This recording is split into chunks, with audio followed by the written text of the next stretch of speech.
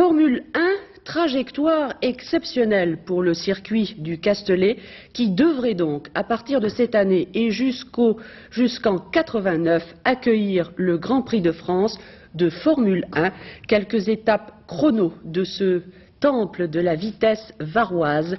Jean-Pierre Fricou.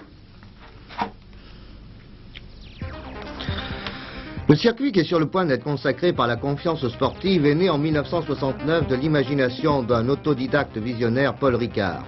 Investi du génie de la réussite, il se lance dans l'aventure du sport mécanique, persuadé du succès et certain d'y trouver un vecteur publicitaire incomparable. Pour la construction, en octobre 69, il s'entoure de la compétence sportive et fait appel à Beltoise pour le tracé et la sécurité. Avril 1970, c'est l'inauguration par Joseph Comiti et le 18 avril, la première course, une épreuve de Formule 2 qui sert de banc d'essai. 71, naissance du bâtiment et des stands et deuxième grande date sportive, le premier Grand Prix de Formule 1, c'est en juillet et c'est Stewart sur Tyrrell qui gagne pour la première fois sur le circuit de 5 km 8 devant le regretté François Sevère. Dès lors, comme mu par un phénomène de synergie, progressivement mais sûrement, le circuit s'inscrit de plus en plus dans les calendriers. 1973, en avril, c'est le premier Grand Prix moto qui voit la double victoire de Saarinen en 250 et 500. Et la même année, mais en juillet, c'est la Formule 1 qui revient et c'est Peterson qui s'impose sur Lotus.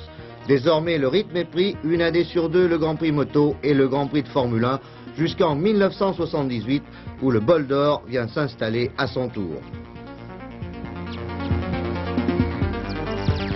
Tous les grands noms de la moto de l'auto sont passés là. Lauda, Hunt, Andretti, Arnoux, Depailler, Beltoise, Jarier, Prost, Ponce, Agostini, Lafont, Roche, Marin, Spencer et bien d'autres. Témoignage de la réussite sportive du circuit qui connaît bien d'autres activités.